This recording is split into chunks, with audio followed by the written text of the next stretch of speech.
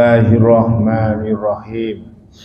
Wali salamati dinina wa dunyana wa ukhrana bin niyatid du'a wal qabul bijahi rasul wa ala niyatina wa ala niyatikum walikulli niyatin sholihah wa ila hadratin nabiyil mustafa Muhammadin sallallahu alaihi wasallam lana walahumul fatihah. A'udzu billahi minasy syaithanir rajim. Bismillahirrahmanirrahim. Alhamdulillahi rabbil alamin. Arrahmanir rahim. Maliki yaumiddin. Iyyaka na'budu wa iyyaka nasta'in. Ihdinas siratal mustaqim. Siratal ladzina an'amta 'alaihim ghairil maghdubi 'alaihim waladdallin. Rabbighfirli wa liwalidayya wa lil mu'minina amin. Hadirin jamaah, ada 5 amalan di bulan Ramadan, mulai Ramadan datang sampai Ramadan berakhir. Jangan sampai ditinggalkan. Nopo Pak Zen 5 amalan itu? Nomor 1, puasa, jangan sampai mokel. Nomor 2, sholat jamaah, jangan sampai sholat sendiri dalam kamar. Nomor 3, tarawih, jangan sampai absen. Yang nomor 4, baca Al-Quran, jangan sampai enggak dibaca. Yang nomor 5, perbanyak sedekah dan amalan sunnah. Nomor 1 yang harus kita amalkan mulai awal Ramadan sampai terakhir adalah puasa.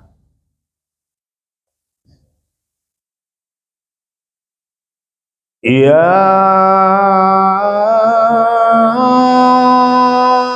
ayyuhalladzina amanu kutiba alaikumus siyamu kama kutiba alal ladzina min qablikum la'allakum tattaqun.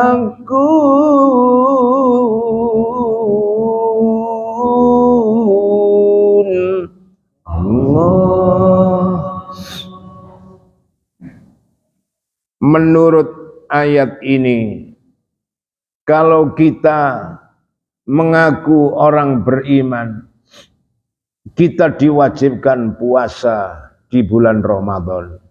Ya ayyuhalladzina amanu, hai orang-orang yang beriman, kutiba alaikumusiyam, diwajibkan kepada kita semua puasa Ramadan. Kama kutiba alal ladzina min qablikum, sebagaimana puasa Ramadan itu juga diwajibkan kepada orang-orang sebelum kita. La'allakum tattaqun, agar kita semua menjadi orang yang bertakwa kepada Allah Subhanahu wa taala.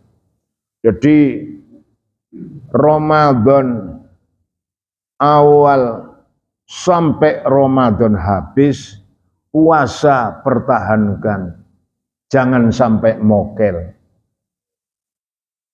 Man aftara yauman fi syahri Ramadana min ghairi udri ruhsatin wala maradin lam yakdihi saumud dahri wa insamahu kullu.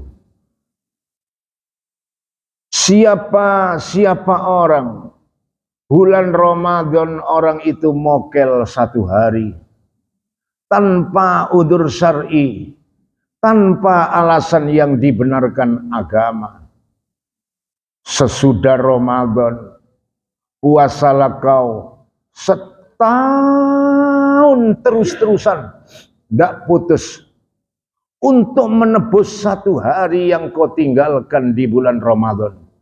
Tidak nutut, pahalanya masih lebih gede puasa satu hari di bulan Ramadan ketimbang puasa satu tahun di luar Ramadan. Jadi ojo sampai mokel mulai awal Ramadan sampai akhir. Katanya Al-Quran itu, ayyamam ma'dudat faman kana minkum maridun aw ala safarin fa iddatum min ayyamin ukhra wa 'alal ladzina yutiqunahu fidyatun ta'amu miskin faman tatawwa khairan fahuwa khairul lah wa antasumu khairul lakum in kuntum ta'lamun. Allah, andaikan kita itu sakit, andaikan kita itu bepergian, boleh enggak puasa. Tapi Al-Quran mengatakan wa antasumu khairul lakum. Seandainya kau puasa di bulan Ramadan itu terus sakit puasa, bepergian puasa, khairul lakum, itu lebih baik bagimu jika kau in kuntum ta'lamun, jika kau mengetahui faedah, manfaat besar pahalanya bulan Ramadan itu. Makanya bapak-bapak, emas-emas sing kuat, semangat, ojo sampai mokel. Loh, Bu, mboten siam tah, mboten poso tah. Mboten Pak Zain, kula mboten siam, musafir. Lu ngoten pundi? Pasar Klojen. Nang pasar Klojen mokel. Eman mokel sedino itu loh ditebus setahun gak nutut pahalanya. Sik gedian poso Ramadan satu hari kata Nabi. Wong lanang-lanang ya ngono, ojo gampang-gampang mokel. Lho Mas, mboten poso ta Mas sampean? Mboten Pak Zain, kula mboten siam. Lah lha kula M. Wah, ono wong lanang M barang. Nek moncrot.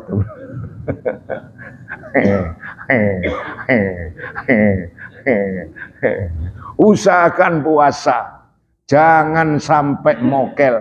Mulai awal Ramadan sampai akhir Ramadan, semangat. Jangan sampai mokel, insya Allah.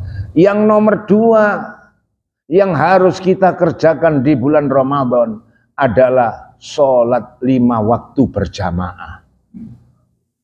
Jangan sholat sendiri dalam kamar. Usahakan jamaah. Lau ta'lamu ummati ma fil atamati wal ghodati la atauhuma walau habwan. Kalamun umat sengkok jeriah oneng kenjerena orang sholat jamaah 5 bekto. Bahasa Inggris sumare.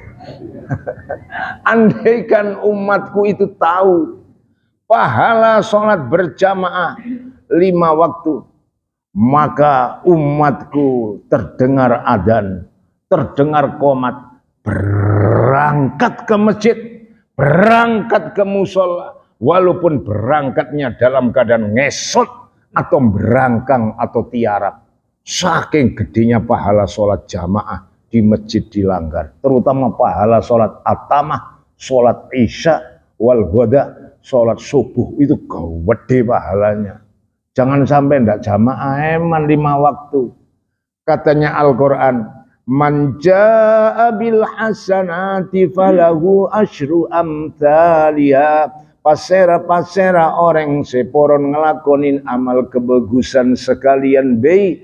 Orang kak disa amal kebagusna itu oleh sareng Allah teti sapolo kebagusan.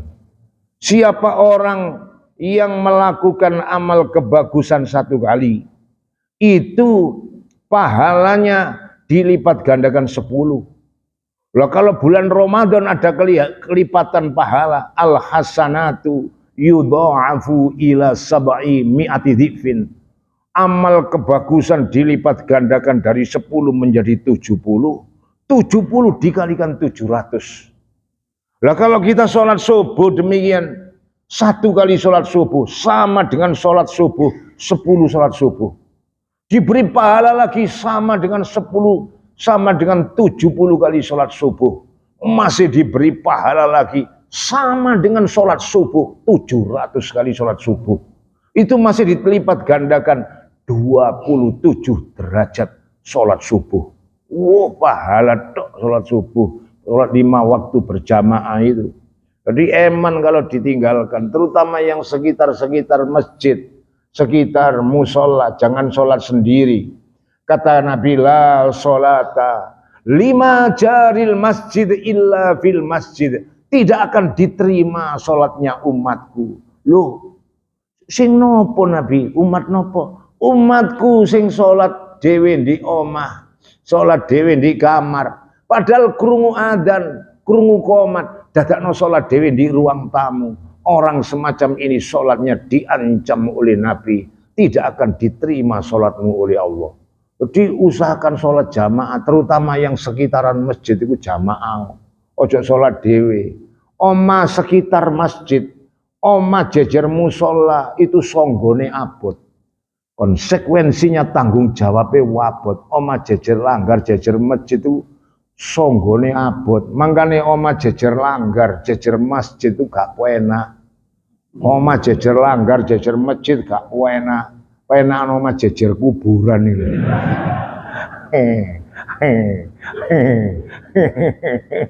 Kalau oma jejer kuburan, Allahu Akbar, Allahu Akbar. Asyhadu an la ilaha illallah, asyhadu anna Muhammadar Rasulullah. Hayya 'alas shalah. Ada qomat, kita sholat di ruang tamu boleh karena ke masjid jauh, ke musola jauh. Tapi kalau jejer langgar, jejer masjid, usahakan jamaah. Cek sholat bi dalam kamar ternyata eman genjerana elang, genjerana sekone. Saya ceramah, saya campuri bahasa Madura, itu ada hikmahnya. Sebelum Ramadan kemarin saya diundang ceramah di Kota Waringin Timur. Kota Waringin Timur itu ternyata Sampit. Kalau kita buka di peta Sampit itu enggak keluar, saya buka Sampit. Tapi Kota Waringin Timur itu keluar. Itu saya diundang ceramah 3 hari, ceramah di 3 masjid. Dipesan sama panitia, Bapak, nanti kalau ceramah jangan banyak bahasa Indonesia. Iya, beres. Terus saya pesan lagi, apa? Jangan, nggak usah pakai bahasa Jawa. Loh, lah terus apa? Bahasa Madura, Pak. Ternyata ceramah di 3 masjid itu orang Madura tok. Akhirnya saya ceramah pakai bahasa Madura. Waduh, seneng orang-orang sana. Jadi ternyata Madura itu katanya di Sampit nggak ada. Masih banyak itu di Kota Waringin Timur. Jadi di Kalimantan Tengah itu ada kota namanya Kota Sampit, atau nama kota lain disebut Kota Waringin Timur. Banyak orang Maduranya. Saya ceramah 3 masjid itu pakai bahasa Madura. Untung saya bisa bahasa Madura. Andai kan nggak bisa mungkin ya ada diundang ke sana. Kan saya pernah ceramah di Pulau Bawean. Bawean itu nyebrang ke Gresik gitu. Gresik nyabrang. Terus saya ceramah di situ, saya dengarkan orang Madura. Saya campuri bahasa Madura. Saya campuri bahasa Inggris. Dapat 8 bulan saya ditelepon orang. Is it Mr. Zen speaking? Saya jawab, yes, I'm Zen speaking. Who are you? I'm Muhammad Anwar. Where are you from, Anwar? Mr. Anwar, I'm from Sydney, Australia. Tak tahu nih, are you Australia babies? No, I'm from Sampit. How do you come? How do you live in Australia? I live in Australia since 1982 until now. No, I'm to be Australian by birth. Saya omong-omongan itu, saya tanya, apakah ini Pak Zen? Iya saya Pak Zen. Apakah yang ceramah di Sampit? Iya betul. Terus saya tanya, ini siapa? Pak Muhammad Anwar. Dari mana? Dari Sydney, Australia. Loh ada apa Pak Anwar? Saya ingin mengundang kamu. I would like to invite you to Australia for giving speech over there. Saya ingin mengundang kamu ceramah di Australia. Terus akhirnya saya kesepakatan diundang 1 bulan. Terus saya katakan, maybe I can live in Australia for 1 month because I'm civil servant. Tidak mungkin saya ceramah sampai 1 bulan karena saya seorang pegawai negeri. Terus urusan dirunding sampai 15 hari. 15 hari saya ceramah di Australia, ceramah di 38 masjid di Sydney itu. Saya sambil menepik dada, ini gara-gara saya bisa bahasa Madura. Bisa tahu Australia. Kalau enggak gitu mungkin enggak tahu Australia. Ternyata orang aslinya orang ini Bawean merantau ke Australia mulai tahun 82 jadi penduduk sana. Di sana menyiarkan Islam. Alhamdulillah. Jadi di Australia itu sekarang banyak orang Islam. Saya pernah ceramah di 32 masjid, tapi yang diceramai orang Ethiopia, orang Pakistan, orang Filipina, orang Indonesia. Jadi saya dipesan, Pak, nanti kalau ceramah pakai bahasa Inggris saja atau bahasa Arab. Terus bisa, pokoknya bunyi nanti. Akhirnya saya ceramah, pokoknya muni. Bu salah, bu bener. Pokoknya orang-orang ya tertawa gitu. Mungkin melihat bahasa saya salah itu. Nah, kembali lagi Bapak-bapak. Jadi usahakan yang nomor 2 sholat jamaah 5 waktu. Jangan sampai sholat sendiri. Sholat jamaah itu Ramadan itu pahalanya besar sekali. Dilipat gandakan oleh Allah. Amalan fardhu itu sampai 70 kali sampai 700. Kalau amalan sunnah itu cuma kalikan 700 begitu. Nah ini yang kedua. Yang ketiga, jangan ditinggalkan di bulan Ramadan sampai Ramadan berakhir. Apa Mbak Zen? Nomor 3 adalah sholat taraweh. Taraweh itu adanya bulan Ramadan saja. Usahakan kalau taraweh itu jangan sampai absen, jangan sampai lowong. Mulai malam pertama sampai malam terakhir jamaah terus. Jangan sampai absen. Terutama ibu-ibu, ojo balik-balik gak nyang. Orang wanita itu tarawih kesempatan cuma 23 hari. Yang 7 hari karena udzur itu. Ojo mana balik gak nyang, Bu, mah bengi gak ketok nang masjid Al Mustaqim nandi mah bengi gak ketok. Aduh sepurane aku persiapan. Persiapan apa? Persiapan riyo. Lala wong gawe rengginang.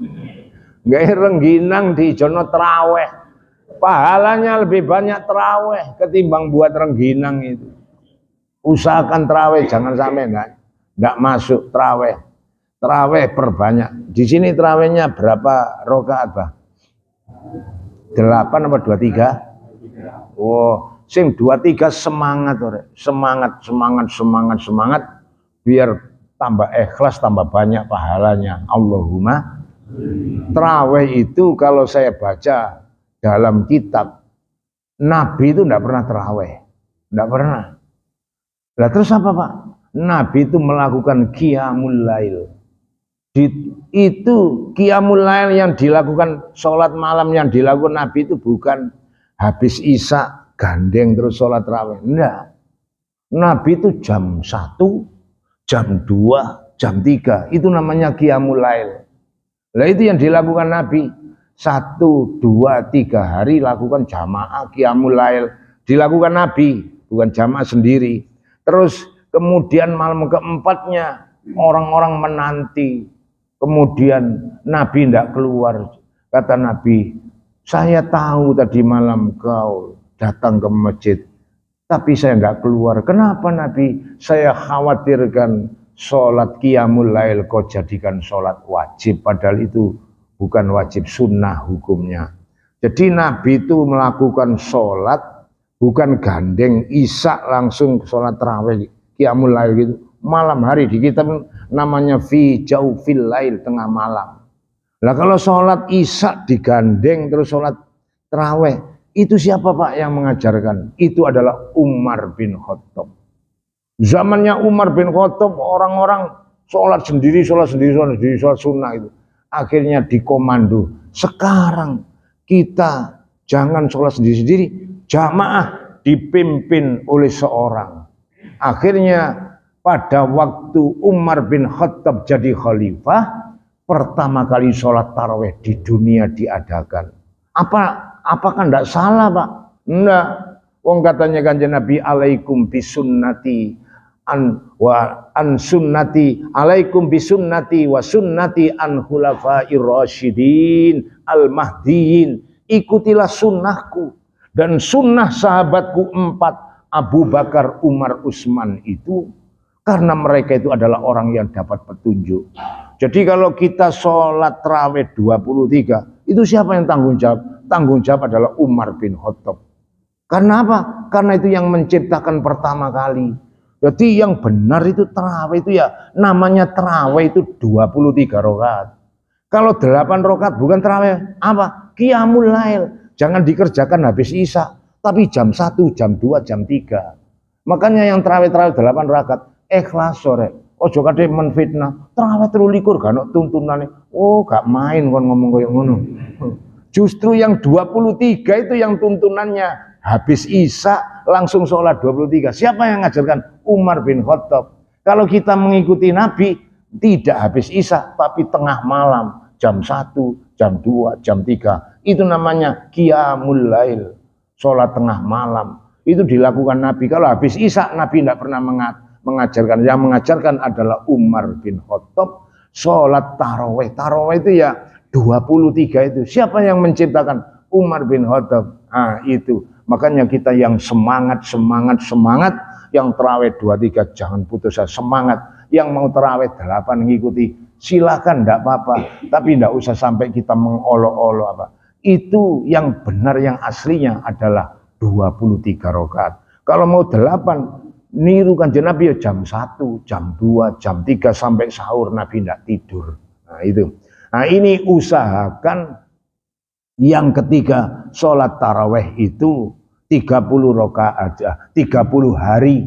Kata Nabi, man qama ramadhana imanan wahtisaban ghufira lahu ma taqaddama min dzambi. Siapa orang yang qiyamul lail di malam hari Ramadan mengerjakan sholat sunnah, orang itu sholat sunnahnya jangkep, terus wiritannya jangkep, orang itu dosa-dosanya diampuni semua oleh Allah Subhanahu wa taala.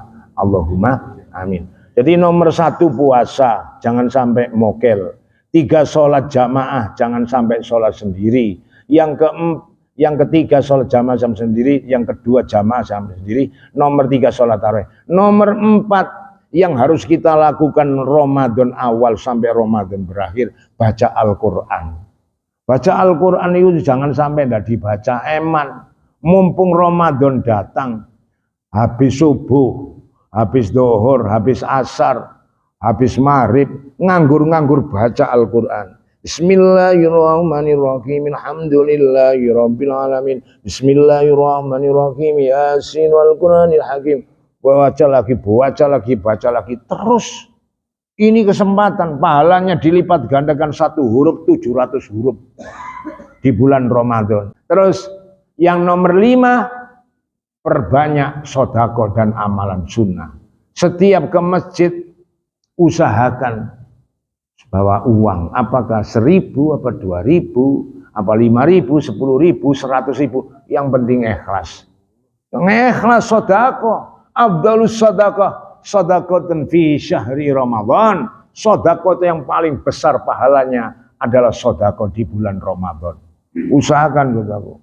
Lah kula mek 2.000 Pak mampu ndak apa-apa. Yang penting kita ikhlas. Syukur-syukur banyak tapi tambah ikhlas. Allahumma. Ada kisah cerita Imam Al-Ghazali itu orang pandai, orang hebat, orang pinter. Suatu saat meninggal. Nah, meninggal itu ternyata seorang ulama mimpi ketemu Imam Al-Ghazali sudah di dalam sorga. Terus akhirnya ulama itu berdialog dalam mimpinya. Mbak Kiai, sampean masuk sorga karena sampean pinter ngarang kitab, nulis kitab. Karyanya Imam Al-Ghazali itu lebih dari 16 meter. Kalau dijejer itu. Saking banyaknya, saking pinternya orang. Itu karena itu mungkin sampean bisa masuk sorga. Terus Imam Al-Ghazali menjawab, tidak ulama, tidak kiai. Saya masuk sorga bukan karena saya nulis kitab. Bukan karena saya orang alim. Lah karena apa? Karena suatu ketika saya mau nulis kitab. Nulis kitab itu pen saya itu dihinggapi lalat. Lalat itu mencelok di pen saya. Lalat itu minum, nyedot nyedot tinta itu. Saya lihat, saya teruskan menulis kitab itu. Ternyata karena ikhlasnya saya membiarkan lalat itu minum, Allah mencatat itu dan mengantarkan saya masuk ke dalam surganya Allah. Ini loh, ikhlasnya membiarkan lalat minum. Barangkali karena kita ikhlas ke masjid hanya membawa uang 2.000, saking ikhlasnya, insya Allah kita akan dimasukkan ke dalam surganya Allah Subhanahu wa ta'ala. Jadi yang ikhlas perbanyak amal sedekah, kemudian perbanyak kita wiritan astagfirullahaladzim, astagfirullahaladzim, astagfirullahaladzim, sakwake. Asyhadu an la ilaha illallah, astagfirullah, nas'aluka ridhaka wal jannah wa na'udzubika min sakhatika wan nar. Asyhadu an la ilaha illallah, astagfirullah.